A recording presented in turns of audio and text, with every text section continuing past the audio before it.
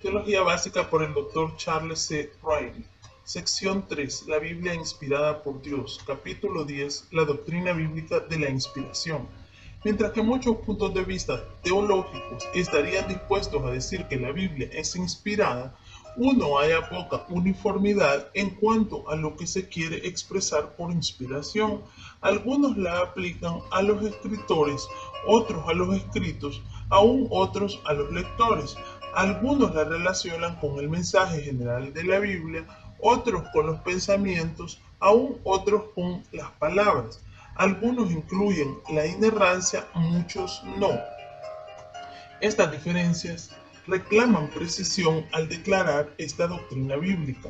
Anteriormente, todo lo que uno necesitaba para afirmar su creencia en la inspiración total de la Biblia era la declaración "yo creo en la inspiración de la Biblia", pero cuando algunos no extendieron la inspiración a las palabras del texto, se hizo necesario decir "yo creo en la inspiración verbal de la Biblia", para contrarrestar la enseñanza de que no todas las partes de la Biblia eran inspiradas.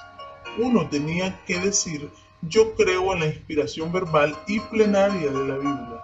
Entonces, ¿por qué algunos no quisieron atribuirle precisión total a la Biblia? Fue necesario decir "yo creo en la inspiración verbal, plenaria, infalible e inerrante de la Biblia". Pero entonces, infalible e inerrante se empezaron a limitar a los asuntos de la fe solamente, en vez de también abarcar todo lo que la Biblia contiene, incluso hechos históricos, genealogía, relatos de la creación, etc. Así que se hizo necesario agregar el concepto de la inerrancia ilimitada. Cada adición a la declaración básica surgió a causa de una enseñanza errónea. 1. Los datos bíblicos referentes a la inspiración. La doctrina de la inspiración no es algo que los teólogos han impuesto sobre la Biblia, más bien es una enseñanza de la misma Biblia, una conclusión derivada de los datos contenidos en ella. Y aparte de lo que uno piensa acerca de la Biblia, ella, como cualquier otro testigo, tiene el derecho de testificar a su propio favor. Algunos descartan la validez de semejante evidencia porque es un autotestimonio y por lo tanto puede que no sea verdad. Se concede que el autotestimonio puede que sea o no verdad, pero es necesario oírlo. Estos son los datos pertinentes que la Biblia presenta y con los cuales nos confronta.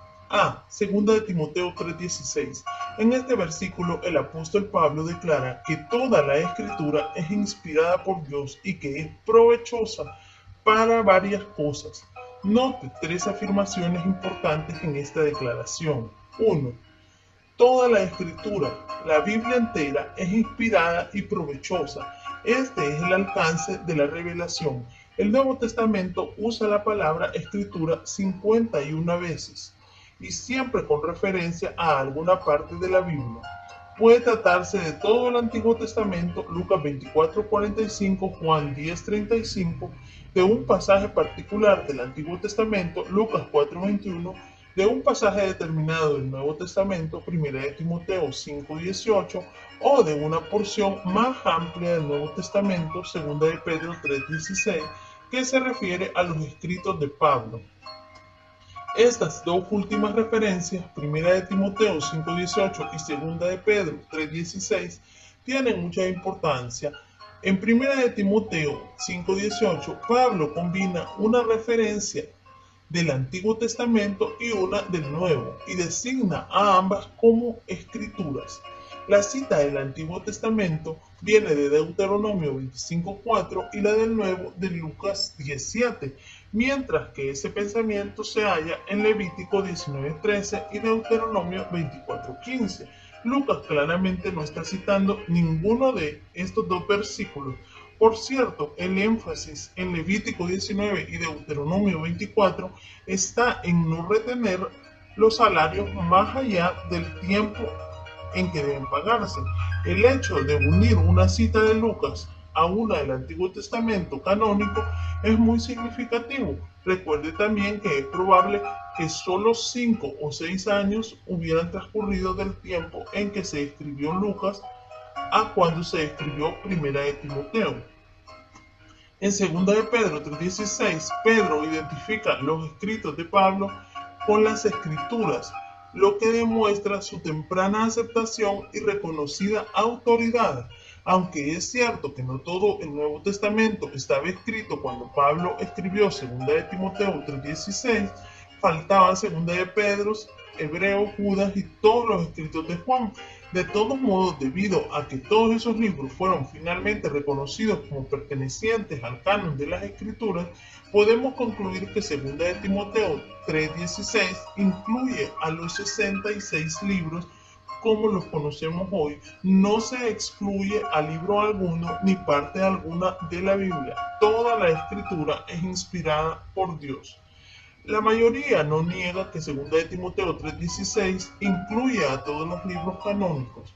Aquellos que desean reducir la cantidad de escritura incluida en el versículo lo hacen por traducirlo de esta manera: toda escritura inspirada por Dios también es útil, en lugar de toda la escritura es inspirada por Dios y útil. En otras palabras, todas las partes de la escritura que son inspiradas son útiles, pero las que no son inspiradas no son provechosas. Esa traducción indica que solamente parte de la Biblia es inspirada. Esa traducción es posible, pero no obligatoria. En realidad, cualquiera de las dos traducciones puede alegar ser correcta. Ambas traducciones tienen que suplir la palabra es, puesto que no aparece en el original. El asunto se convierte en una cuestión de suplir. Es una vez o dos veces. Toda escritura inspirada por Dios también es útil, o toda la escritura es inspirada por Dios y es útil. Se prefiere la segunda traducción por tres razones. Primera, al suplir es dos veces, los dos adjetivos inspirada y útil se entienden de la misma manera, como predicados nominales, lo cual es más natural.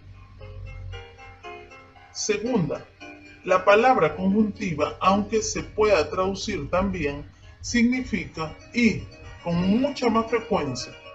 Tercera razón, una construcción similar ocurre en 1 Timoteo 4:4, donde los dos adjetivos de desecharse equivale al adjetivo rechazable. Nota del editor, claramente son predicados nominales, por lo tanto la traducción preferida hace bastante claro que toda la Biblia es inspirada. 2. La Biblia entera es inspirada por Dios. Esto expresa los medios de la inspiración. La forma es pasiva, lo que significa que la Biblia es el resultado del aliento de Dios. Si por el contrario la forma fuese activa, entonces significaría que la Biblia exuda o habla de Dios. Por supuesto, eso es cierto, pero no es lo que Pablo dice en este versículo. Nuestra palabra castellana inspirar lleva en sí la idea de respirar hacia el interior de algo, específicamente la escritura. Es cierto que autores humanos escribieron el texto, pero la Biblia se originó como una acción de Dios que la inspiró. 3. La Biblia entera es útil. Esto expresa el propósito de la inspiración. Su utilidad consiste en que enseña, amonesta, corrige, restaura y entrena en justicia, para que el creyente pueda ser apto, capaz o propiciente y completamente equipado en cada aspecto de su ser. La Biblia no es para ponerla en un museo y admirarla, sino para aplicarla a nuestras vidas. En resumen, al juntar las tres ideas de 2 de Timoteo 3:16, el versículo no declara que la Biblia entera provino de Dios para enseñarnos cómo vivir. B. 2 de Pedro 1:21. Este versículo nos dice con singular claridad cómo Dios usó a los escritores humanos para producir la Biblia. El Espíritu Santo los movió o los impulsó. El uso del mismo verbo en Hechos 27:15 ilumina nuestro entendimiento en cuanto al significado de llevar o mover a los escritores humanos. Justamente antes que el barco que llevaba a Pablo a Roma se destrozara en la isla de Malta, se encontró con una fiera tormenta. Aunque eran hombres con experiencia, los marineros no pudieron guiarlo, así que finalmente tuvieron que dejar que el viento llevara al barco a donde quiera que soplara.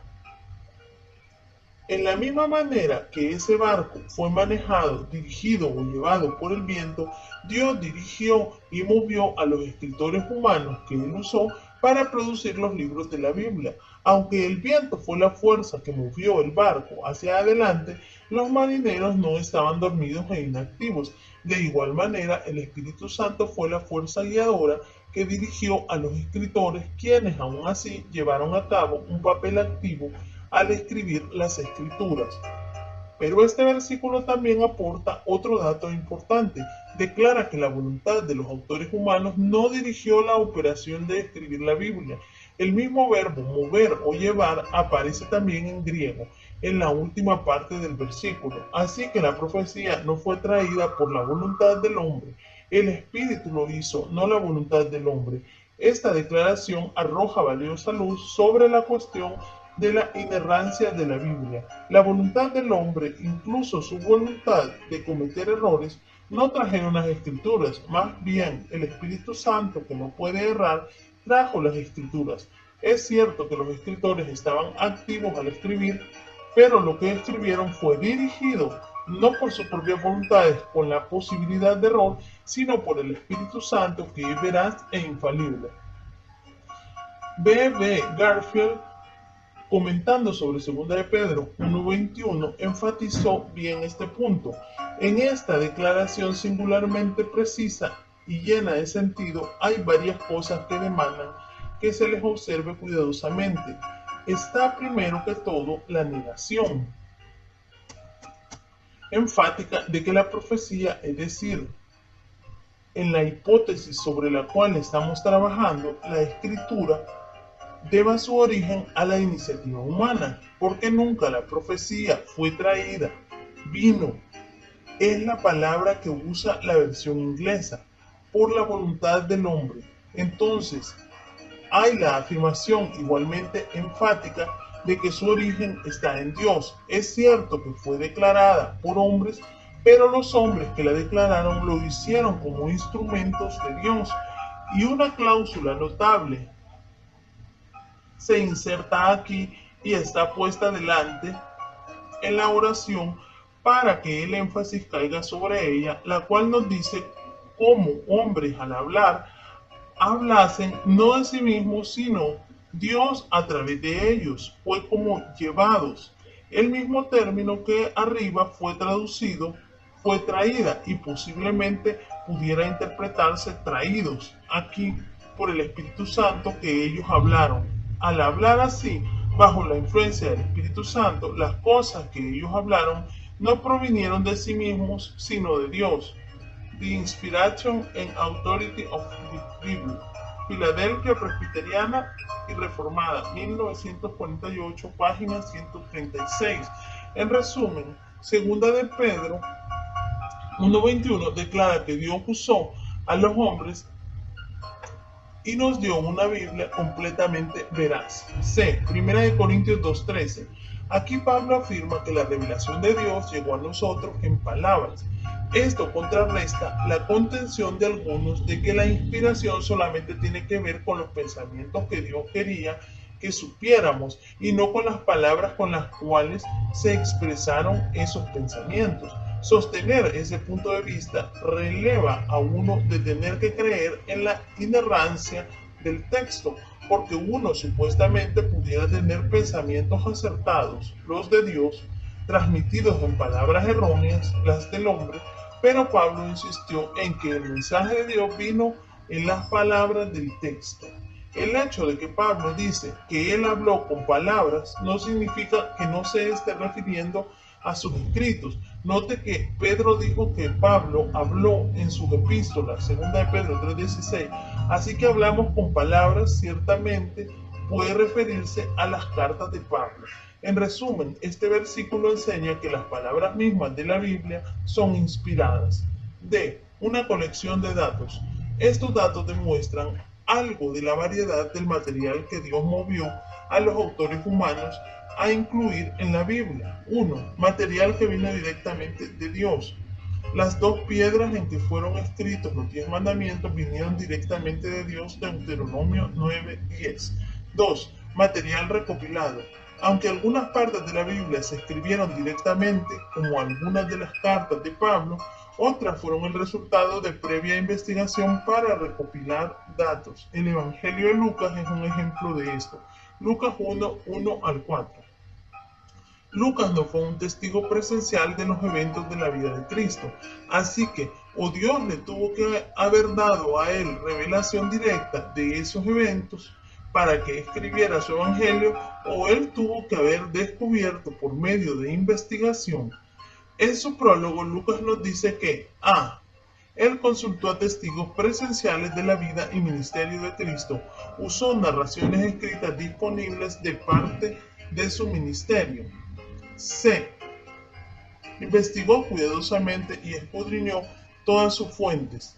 D. Planeó un arreglo ordenado de su material. Y E. El Espíritu Santo lo movió y lo llevó a él en la tarea misma de escribir, de modo que todo lo que escribió fue preciso y verídico.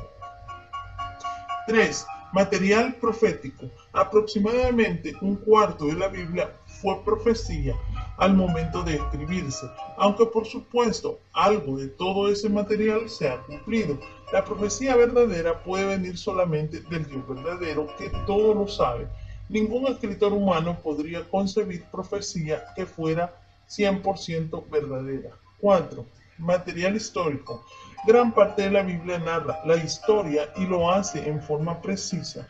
La mayoría de las porciones históricas fueron escritas por aquellos que habían personalmente presenciado esos eventos. Lucas, quien fue compañero de Pablo en muchos de sus viajes, Hechos 16:10-13, 25-21, 18-27, 1-28, 6, o Josué, quien participó en la conquista de Canaán y entonces escribió sobre la misma en el libro de Josué.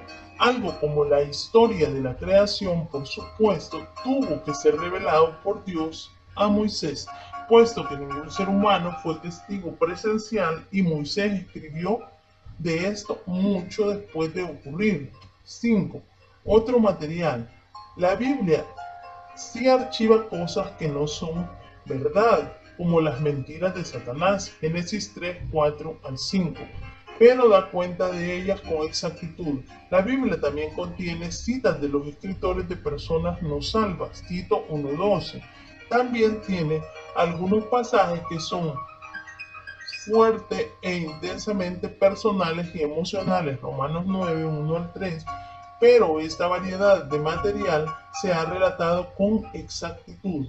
En resumen, esta variedad de materiales demuestra que Dios algunas veces reveló cosas en forma sobrenatural y directa, algunas veces permitió que los autores humanos compusieran su mensaje usando su propia libertad de expresión, pero Él expiró el producto total, dirigiendo en varias formas a los autores para darnos su mensaje en las palabras de la Biblia. 2. Una definición de la inspiración.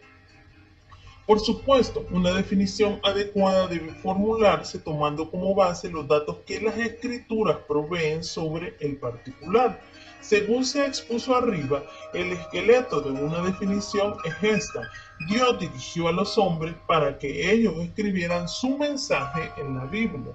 Si le agregamos carne a ese esqueleto, llegamos a una definición como esta. Dios supervisó a los autores humanos de la Biblia para que ellos compusieran y grabaran sin error su mensaje a la humanidad en las palabras de sus escritos originales. Note cuidadosamente algunas de las palabras claves en esta definición. 1. La palabra supervisar admite el alcance de las relaciones que Dios tuvo con los escritores y la variedad de materiales. Su supervisión algunas veces fue muy directa y otras no tanto, pero esta siempre incluía el guardar a los escritores para que ellos escribieran con exactitud. 2. La palabra compusieran muestra que los escritores no eran taquígrafos pasivos a los cuales Dios les dictaba el material, sino escritores activos. 3. Sin error, expresa la aseveración de la misma Biblia de que ella es la verdad. Juan 17:17. 4. La inspiración solamente puede atribuírsele a los escritores originales, no a las copias o a las traducciones, por más precisas que sean. Observe, el procedimiento utilizado en este capítulo ha sido examinar los datos bíblicos concernientes a la inspiración y entonces formular una definición que incorpore esos datos. La definición pues intenta hacer una declaración de las aseveraciones de la Biblia acerca de sí misma. No comenzamos con una definición para imponerla sobre los datos y en el proceso forzar o seleccionar solamente los datos que respaldaran esa definición. Finalmente, nunca debemos perder de vista las aseveraciones asombrosas que la Biblia hace acerca de sí misma en el asunto de la inspiración. Ningún otro libro puede compararse con ella. Dios la inspiró, los hombres la escribieron, nosotros la poseemos.